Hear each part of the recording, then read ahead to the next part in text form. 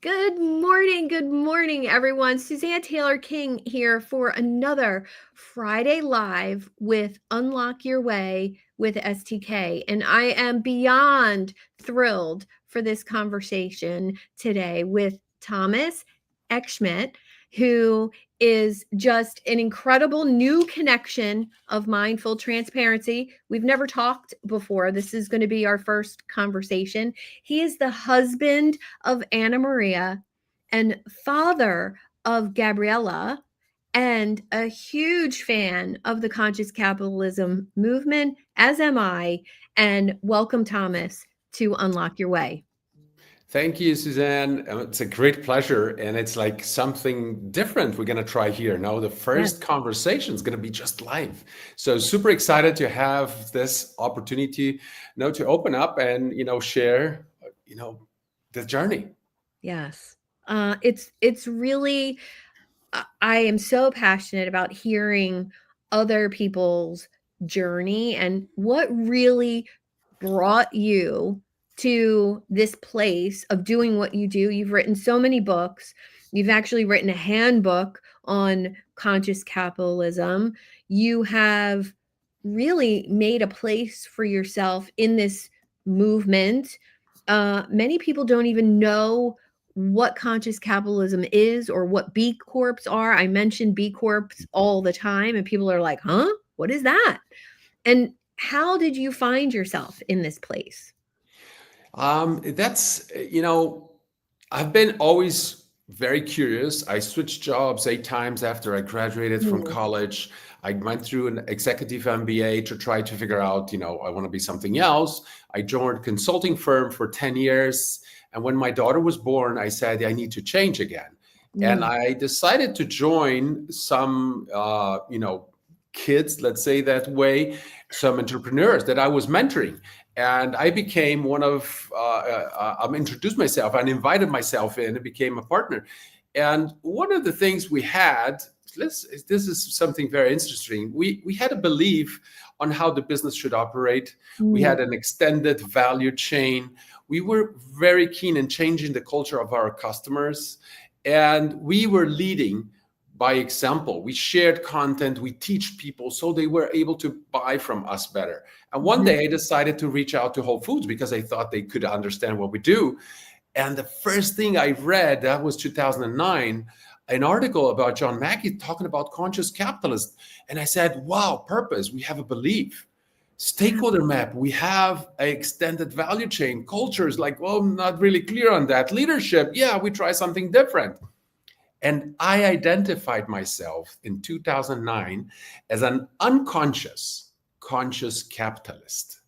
Oh, I love that so much. And I invited myself to the CEO Summit in 2010 of Conscious Capitalism. That's an invitation-only event.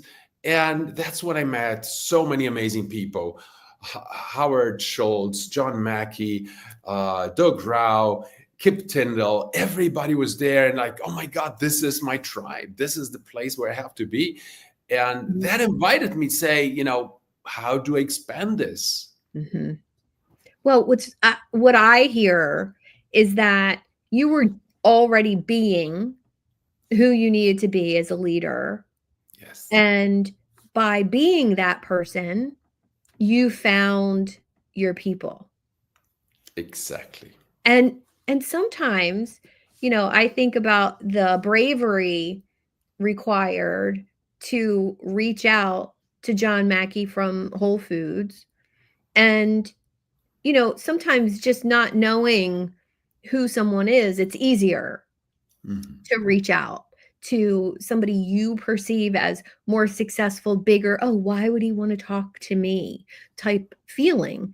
And you personify that with that story that when it's time to find your tribe, it just happens just like that. And it's so, so beautiful. Thank you. Yes. And it's interesting when you have that full identification, say, I want to be part of this. This is what I, breathe. This is how I feel. not even Yeah. only think. This is something that comes from within. Yeah. So I ended up doing a TED talk with like 400,000 views on conscious capitalism 10 Wow. years ago. And last year I was invited to 3 more TED talks all at once. Mhm. And one of them in Canada, in Quebec, that's in English, Better Business for a Better World. And that first TED talk actually led me to teach this because I had corporate experience. I did consulting work for another 10 years. And then I started my own business. And Mhm. people after the TED talk say, okay, that's very nice what you're saying. Teach me. How do I Yes. do this? Yes. And that's in 2016. We released the first book called Fundamentals of Conscious Capitalism. And that was the first practical book teaching, a couple of steps. It was a short book, short version, and which led me to the invitation from Raj Sisodia to write the Conscious Capitalism Field Guide, which is published by Harvard. Mhm. And so that from the beginning, from 2016, we started teaching consultants and coaches how to make this happen. Yeah. And today we have like 75 cohorts already completed. We have over 1,200 professionals, gone through this program in 25 countries. So this is an expression of my purpose, which has also evolved over time. Mhm. So when I think about my purpose today is to accelerate the upgrade of leaders and their businesses to Beautiful. create a more conscious business ecosystem. So when I talk about accelerating, that has always been a fight with me between my ego and my eco, because the Mhm. more I want to accelerate, the more I have to give to the consultants, Yeah. open up, free for all. So they have all the materials open to edit. Before it was all PDFs, now it's all PowerPoint or Word or whatever document I have it in, so they can edit and upgrade and make it better. So in my ego is saying, you're creating the strongest, the strongest competition ever. And say, Mhm. but this is your purpose. That challenge has always been very close to me. Yes. And it's not easy to deal with that. That's the truth. That's the fact. No, I think as a coach, and I guide a lot of other coaches, that's the biggest struggle. You want to teach and mentor your journey because that's what's brought you success. And then there's a feeling like, well, if I help other people do what I do, is there still room for me doing what I do? Right. But Yeah. I think as I kind of studied The Go-Giver by Bob Berg, lucky enough to talk to him and, understanding that true purpose comes from giving it all away. Yes. And this is the abundance. The more Yes. abundant you are to the world, the more abundant the world will be with you. Yes. So I think once we understand this, I became much more creative. I have 24 books right now, and 24? yes, Wow. uh, Wow. and I keep diving deeper in how to do this. And we Mhm. released last year the Purpose Canvas for Business. Has the forward from Haley Russian. She is the chief purposeologist officer from the Purpose Institute. So we Mhm. did some work together. So it's like, how do you get down and be more practical? And we did a lot of programs in Israel, and one of the things I learned there is like, you have to be tachlis, which is very practical. I need to put this into action tomorrow. Don't just tell me things going around, say, be practical. And this is one side as an engineer. So I try to frame everything into some boxes and some structure, make it easier and more intentionally to apply. Because when I discovered that I was an conscious capitalist, I was doing through my instinct. Mm. And when I discovered a framework and say, I have more intention to do this. And I look back on that experience, on that entrepreneurial experience, and I can see all the misses Yeah. of all the failures were driven because of lack of a framework to guide me or to maintain me on course. Well, do you think your engineer background by combining the, more nonlinear approach to business of conscious capitalism and the linear approach of being an engineer. I'm married to one of those, so I get it. Do you think that combination has really unlocked something for you and fueled this prolific, content creation ability of yours? I think it's a combination. It's understanding your flow. Mm. And when I teach this, because one of my, fiercest competitor is I am a big fan of him and he's a big fan of me, of our work. And we do a lot of work together. We do separate, and the world is so big. So he has a different approach. When I think about how do you get to your flow space, think about your values, and make sure you understand your 5 key values as higher, or put them on a vertical axis and think about, I'm working with my values. What makes you wake up early? What Yeah. energizes you? And then on the x axis, just think about your talents.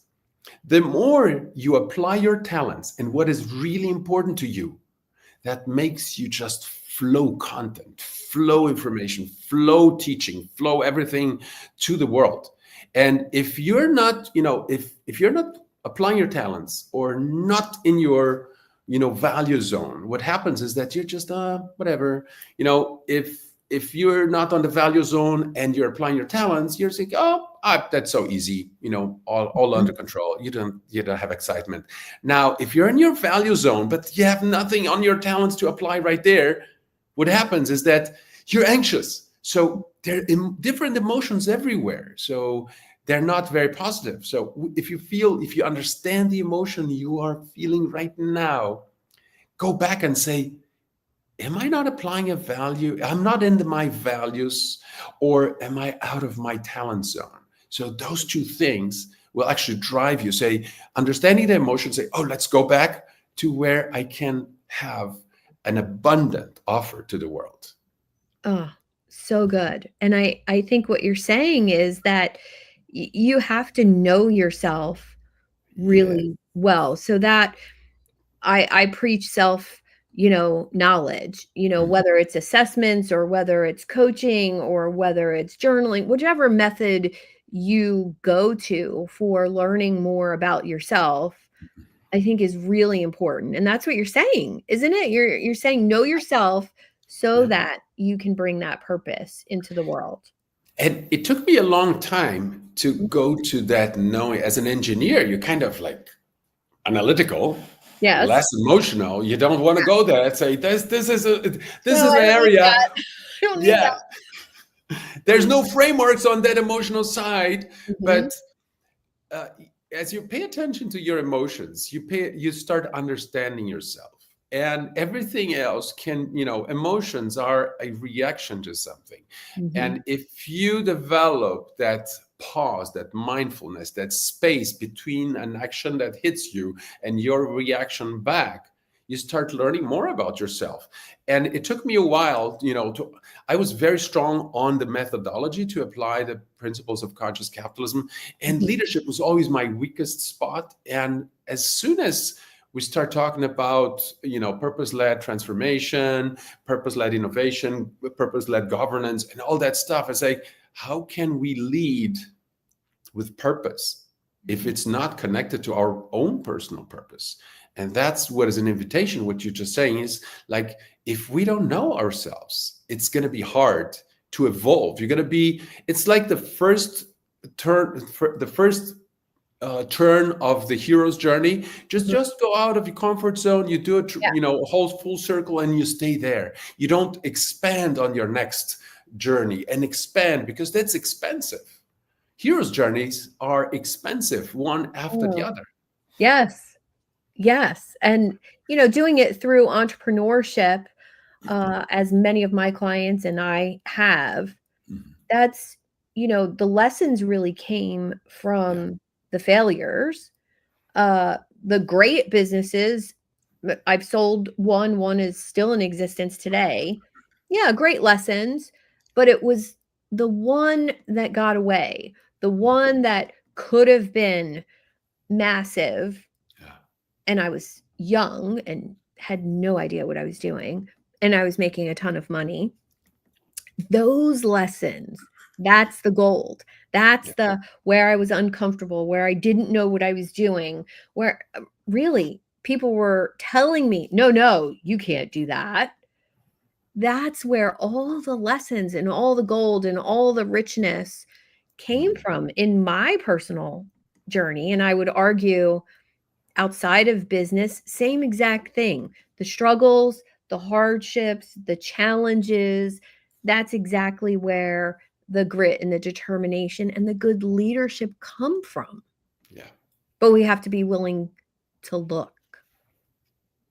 Well, you said something interesting because I sold my business to my partners because Mhm. we had a significant gap in our values, Mm. and it really hurted me. And one of the conferences of Conscious Capitalism, I met I forgot his name. He owns the Which food chain, Oh, yes. and he shared that he lost his business, and I that touched me so deeply. That was 1 year and a half after I sold it, and I said I lost my own business too, because I wrote 3 patents. The first 7 books on that subject matter were written by me. Mhm. We had generated so much on the methodology of what we implemented was developed by me, and I say, well, no, I can't live with these people. It's too different. I'm suffering. And Yes. the more I shared about my business, the interesting thing I learned about myself. Every mistake that was made, every decision that was not good, and the thing that we start learning to look into when we start relationship, we start businesses, we start, understanding that we are all interdependent. We used to talk about stakeholder orientation. We evolved to stakeholder integration. Yes. Now it's stakeholder interdependence, is going back to biomimicry and Mhm. understanding that stakeholders are not just standing there in a map. We are all together. There's no such a thing as, wealth emerging from poverty. So if everything doesn't evolve, there's not a single huge giant tree in a strong forest. No, or in a desert, doesn't grow. All Yeah. strong trees and everything, the strong businesses will create stronger suppliers. This is interdependence. We cannot leave people behind. And this is in terms of business, in terms of personal life. And that's when you ask me, say, how do you introduce yourself? Say, what goes forward? That's my introduction. Mhm. Everything else is like, past. It's part of what I am today, but it's not where I'm going, where I'm heading. Yeah. What's not what I'm taking with me from here on. Well, I think, the way you're describing this is really so community focused. I think that's what I love so much about conscious capitalism is this idea that we do it together.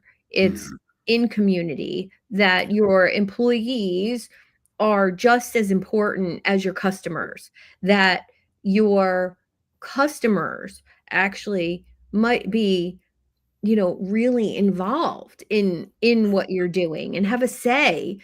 in where the company goes. Yeah. And I think when we look at the tribe mentality, uh the greatest gift we can do is making people feel included. And I think that's what conscious capitalism does. Yeah. And these principles are part of humankind Mm. since we lived in caves. Mhm. At that time, if you imagine the time we lived in caves, there was so much work just to stay alive. Yes. What was our purpose was to survive. Mhm. We followed a leader that could actually care for us, protect us. If somebody, that we follow that, it's not going to offer protection. Say, I'm going away, looking for somebody else, Mhm. finding another tribe. As a community, we understood the interdependence, the cave, the forest, the trees, the fruits, the river, everything was part of how to survive. Mhm. And our culture was all about collaboration and sharing. If somebody was not collaborating or not sharing, out. We don't want this because that's the strength of the tribe. And those 4 principles all of a sudden show up Yeah. in the life of a caveman. And it's like, oh my God, how Mhm. come? So this is nothing new. It's like it has been there forever. We just translated to apply to businesses. Raj did an amazing work at Firms of Endearment showing the financial performance of Mhm. companies that actually apply that. And naturally, he evolved because that only happened if the leader has developed him or herself enough to Yeah. actually understand that the business is just an expression of your purpose. Yeah. Yeah, I feel that, I feel lucky enough to lead the community that I do, and I think as that's evolved over the years, I had to become, more, Mhm, more, and that attracted more people, and mhm, I think what's interesting, you could talk about it in regards to the family unit, you could talk about it in regards to a networking group or a community or even a Facebook group yeah, or, something where people are coming together with the same purpose. The leader, and I would love your take on this, the leader has to have the self-awareness piece, the self-knowledge piece to motivate other people in that sharing of knowledge. So yeah, if you're in a group, and I say this all the time, if you're in a group and the leader is not a giver and a sharer and a contributor and an introducer and a connector and referring business to other people, the community won't be either. yeah. And the same goes for a giant company. Mhm. It has that trickle down effect. Well, I use very similar example. If you have a leader in a business that is Mhm, focused on profit and costs, that affects the whole organization. mhm. Because if I'm a salesperson, I get bonus. I will work to the point I max out my bonus. That's my income, my revenue, Yeah. as this interpreted by the leader. And my cost is how much work I put in to generate that fulfillment of my bonus. So I just stop working when I can't. If I work more, I'm not going to get any more. So I'm going to stop. So I maximize my profit. If I don't have bonuses, my salary is not going to go up. The only thing I can do work on is what is the minimum work I will do Yes. to maximize that profit. Because if I have to be there 8 hours a day, I go 8 hours, but I'm just going to wait for somebody to ask me to do something. Before that, I'm not going to be proactive. I'm not going to bring ideas because that's more work. Yes. And doing more work reduces my profit margin. My salary doesn't change. So if you're a leader, pay attention on this. What are the values you're sharing? And this is one of the reasons I like so much. We know we evolved talking about leadership. And ultimately, John talks a lot about caring, the leadership caring. And Mhm, Simon Sinek talks about that leaders eat last. If you take care of your people, mhm. they will take care of everybody else, their families, their surrounding communities, their customers, their Yes. suppliers. So that's the difference. This is ultimately, and a caring leader is care for others and care for yourself. If you Yes. don't care for yourself, you're not the example of caring leadership. So Well, I love the idea of that. As a mom who works, um, I think putting myself first, health-wise, exercise-wise, meditation time, all of mhm, those things that make a well-balanced leader. yeah, That was a struggle in the beginning to balance a business and all of those things. But I think as soon as you realize that you come first, in not a selfish way, but a way that I can't be the best leader I can be yes, if I'm 50 pounds overweight, not sleeping well, not hydrated, all of the things. And I think so many leaders put themselves aside in order to work and lead and do all of those things. And that's one of the things I enjoy about the conscious capitalism movement is that it really does put an emphasis on being the best version of yourself. Yes. And this, caring is a very precise point. Oh, Yes. you care too much about your kids. It's over caring is not caring. Or you don't pay attention enough to them. So this is not caring is a very difficult place to be and requires a lot of attention. We wrote a book on a story on a business in Colombia, and the book is called Everybody's a Leader. The interesting thing in all the interviews we did, there was one a trainee, a student that was decided to stay even though the company was going to close in a couple of years after he graduated, and he didn't know. So he liked so much the work that I'm going to take until the last day this company is alive, exists to be there. And he said, this company is just like a mother, cares but demands. See the right balance, how much you care and how much you're going to demand from a child is, and I think mothers have a better, space to actually do that. Women have this balance because all the challenges they have ever faced, and men need to learn. And that brings us to what Raj Sisodia wrote with Nilima, Shakti leadership. How do we balance this? And we can call this Shakti leadership, polarities, yin and yang, or ambidextrous approach for leadership. So there's so many different things. There's not, some people think, oh, let's be super inclusive. No. We have to be both. We have to be, effective in making quick decisions and participative, involving more people. There's always a right balance. We cannot have just participation and never a decision. But if we just make a decision so quickly with nobody participating on it, nobody gets engaged. It's looking at the short term without losing the long term. Both have to be invested at the same time. Looking at the ecosystem and the ecosystem at the same time, not abandoning anyone. It's just adding another layer of complexity if you want to be a great leader. How do you do that balance for yourself?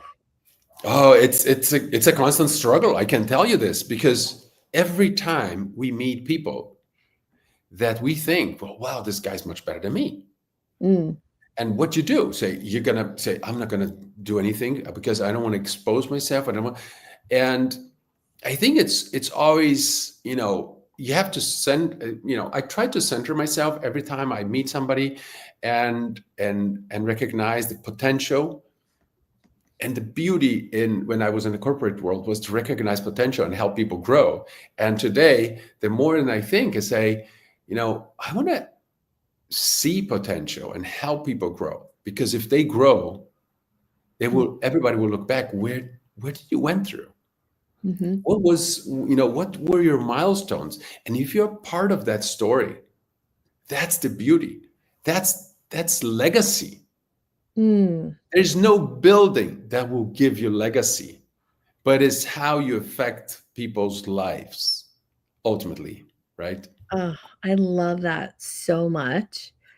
I think the greatest gift in what I do, and I would love to hear yours. The greatest gift is when it makes a difference for one of even my followers, even somebody who just likes and comments on what I do. They might not even be a paying member, but the gratification of making a difference for someone else because of how long it took me to figure out the entrepreneurial journey. To pay that back, I think I do it for the sole reason it's what I needed and I couldn't find it for myself. And what you just said, this is, I always invite people, if you're listening to this and this gave you some insight, just drop us a emotional dividend.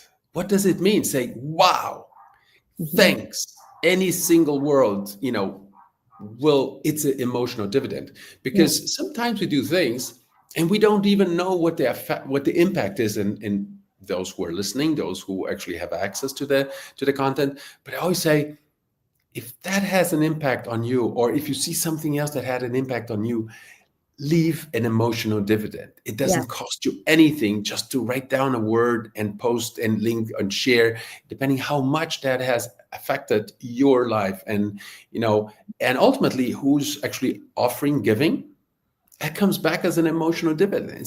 There's economic dividends if you hold shares from companies and business out there, but the emotional dividend is a message, a positive message about something that has been given to the world and has positively affected you. So, Yeah.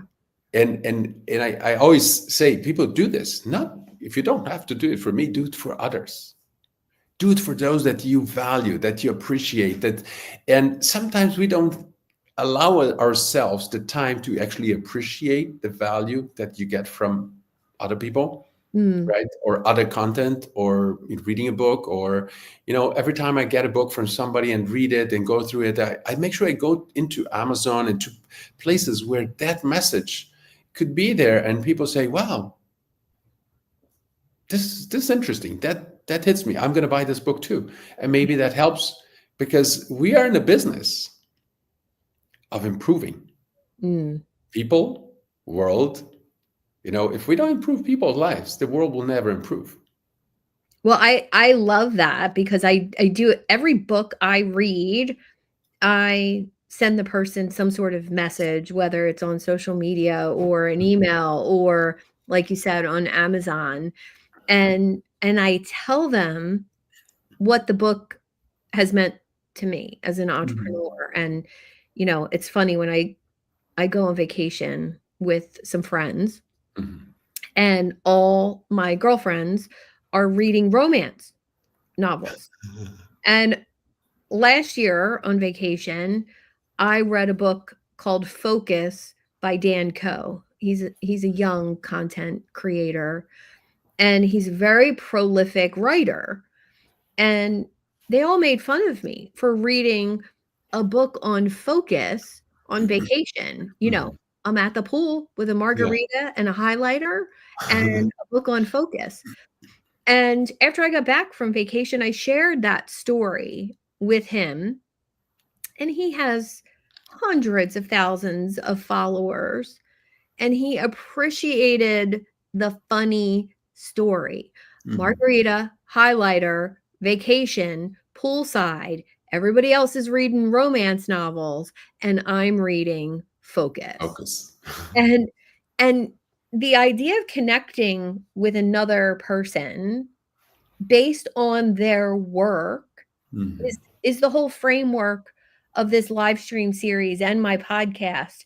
It's it's connecting with other people, having a conversation based on their work and their purpose.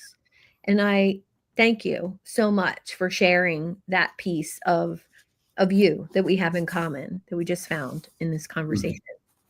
Well, thank you. It, it's interesting, because sometimes you see other people doing different things. They say, why are they Mhm. doing this? Mhm. But that's the space of value and and talent. Where's your flow? Yeah. And sometimes, I do a lot of talks in colleges, because if I was aware of the entrepreneurial activity, I would be an entrepreneur much earlier, because I made some money doing different things, Mhm. but I didn't repeat that consistently. If you do a project, you make some money, and you repeat that project consistently, maybe that project becomes a business. And I Yes. did it, made money, so I traveled, I did other stuff. So I was never taught to be an entrepreneur, never taught to say whatever you are able to make money could become a business, because Mhm. that's a talent being applied to a need in the market. And Yes. then you structure that, you understand stakeholders, you prepare, how you're going to lead this. So there was a lot of, it took me a long time. But when you go to college, you cannot talk about conscious capitalism, because the younger generation, they don't see capitalism as a good thing. Mm. So what I talk is about the heroic spirit of entrepreneurship. And everybody's, oh, that's interesting. Yeah. Because it doesn't matter which way you go, left or right. Everything starts with entrepreneurial activity. If Yeah. that's going to be owned by government or if that's going to be privately held, it doesn't matter. But if you believe there's a need and there is an opportunity and you have the ability to create value and close that gap, that's a business. Some call it social entrepreneurship. Some call them an NGO. Some call, now you have to create value. So some convince somebody to give you the money to do that. Mm-hmm. I talked to entrepreneurs. I said, every doll I produce, I donate one for kids that don't have access to toys. Say, well, that's profit. No, I don't have profit. Of course you have profit. If Mm-hmm. you don't have profit, if there's not margin from your sale, you wouldn't be able to produce another one. Oh, that caused such a tremendous impact because she Yeah. thought she was a social entrepreneur. And all of a sudden she discovered she was a capitalist. The question is what you do with the profit and how you make your profit. Yeah. That's the whole difference. Yes. So, ultimately your experience is like, how do we talk to the level of level of consciousness of the other side? Mm-hmm. So students need a different vocabulary, but they talk about purpose, stakeholder, culture, leadership. Yeah. Well, I think every generation really has a different vocabulary. Yes. I was doing some research for an article on charisma, Mm, and how, rapport and confidence come into play, eye contact, body language, all the things. yes. And all the research that was done across leaders in companies who were charismatic leaders Mhm. were all men. Ah, And I thought, oh my gosh, there's a gender bias with confidence and charisma as a leader. mhm. What does that mean? And so my article took a whole new kind of twist, and it ended up in a conversation with my son about confidence. He's 15, boys, girls, confidence. Um, they don't call it confidence, they call it Riz. Ah.